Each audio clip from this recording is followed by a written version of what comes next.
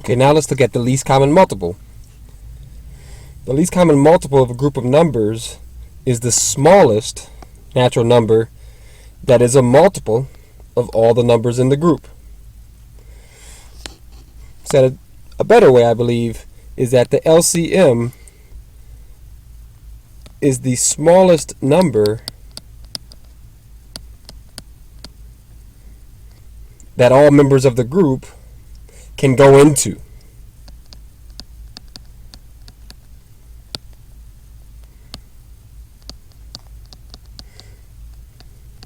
It might be more than 2, so we allow for that by saying group. Okay, go into evenly without remainder. Divide evenly without remainder. Okay, great. And so this is an example. It's not the best example. Let's go with a different one. Let's take the numbers 24 and 42. Okay. Now, you could just list, which isn't the best way, but you could list all multiples of these numbers and go until you have someone that they share in common. Not the best way, though.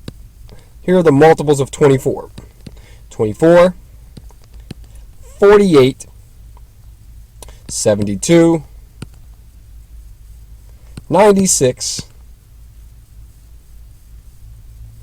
Next up would be 120, and we keep on going. 144. Now 42, on the other hand, we get 84, and then we get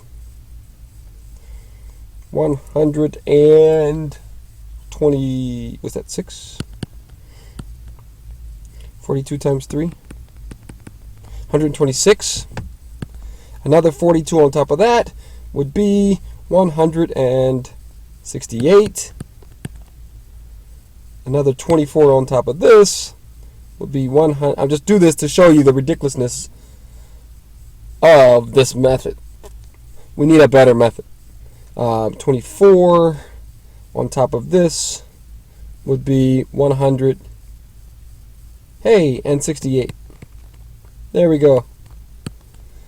But what if it was, what if it took a little longer? And so this method of listing, not the best. We need something better.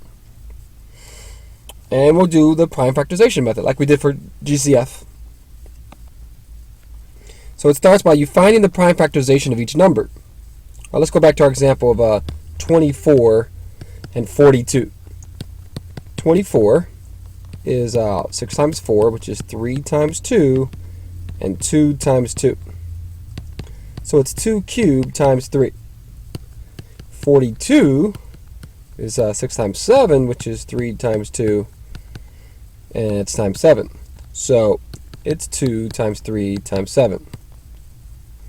Now, to get the LCM, once you have the prime factorization in hand, to get the LCM, all you need to do is take all primes belonging to any factorization. Not just the common ones, but all of them. So all primes. We get the 2, the 3, and the 7. And when it comes to the exponent, you raise to a power that's the greatest that shows up in any of the factorizations. So we get a 2 to the 3, that's the greatest power on 2, and then 3 to the 1, and then a 7. And that number is our 168. It's 21 times 8. And that's the LCM. Find a prime factorization, take all the primes, and take the greatest exponent on each. Okay, let's try it for one of these here. How about 28 and 70? Prime factorization of 28. It's 7 times 4, which is 2 times 2. So 2 squared times 7.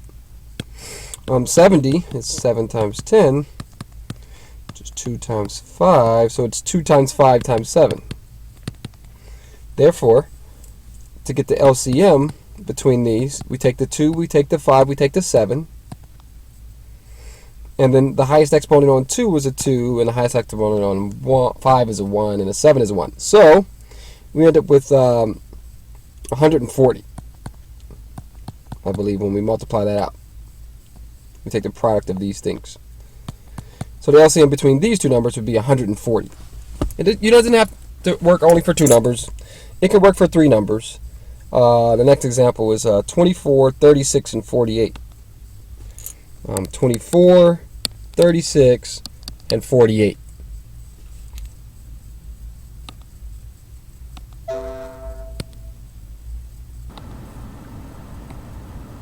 Okay, so 24 is 6 times 4, which is 3 times 2, and 2 times 2. It's 2 cubed times 3 again. 36 is 6 times 6, which is 3 times 2, and another 3 times 2. It's 2 squared times 3 squared. 48 is 6 times 8, which is 3 times 2. And then we have 4 times 2 and a 2 and a 2. So for 48 we get 2 to the 4 times 3. So we take, for the LCM, we take all the primes. So we take the 2 and the 3. Those are all the primes. When it comes to the exponent, we take the largest exponent. The largest exponent on 2 is a 4. The largest exponent on 3 is a 2. And then we form that product to get the LCM. And it's going to be 16 times 9, it's 144.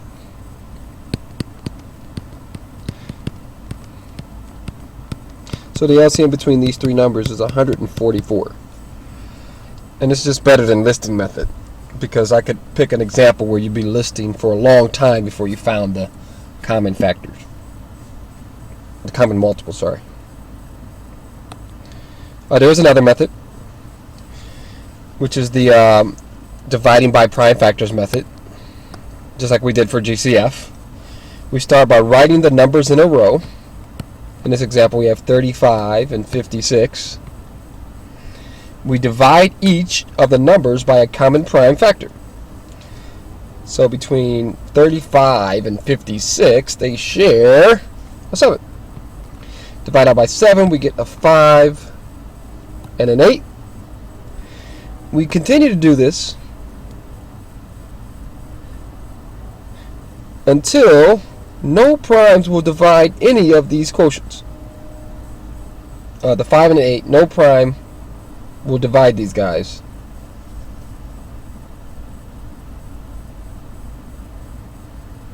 And so, I'm sorry. We could take even though 5 won't divide by 2, we could take a 2 out. This stays as a 5, and then this becomes a 4, and then we take another 2 out. This stays as a 5, and then becomes a 4. I'm sorry, 1 second. Okay, and we divide out by 2 again, and we get another, the 5 stays as a 5, and then the 4 becomes a 2, and then the answer is the product of all the primes.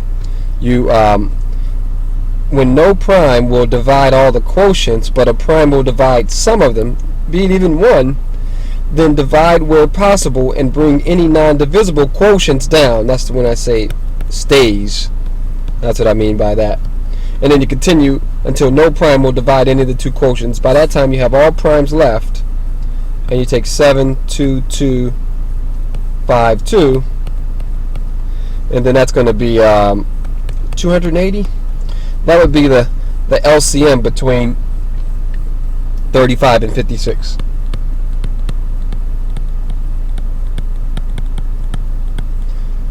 Okay, an alternative to the prime factorization method.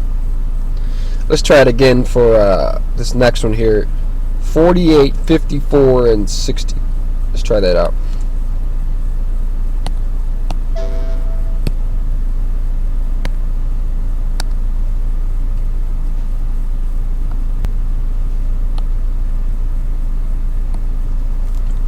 $48,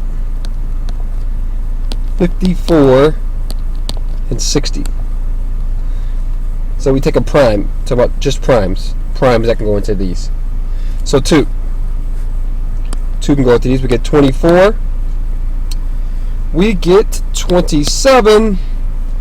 And we get 30. Hey, 3 goes into it. We get an 8. We get a 9. We get a 10. Okay. Well, 2 goes into the 8 and the 10. Let's take a 2 out. This will stay as a 9.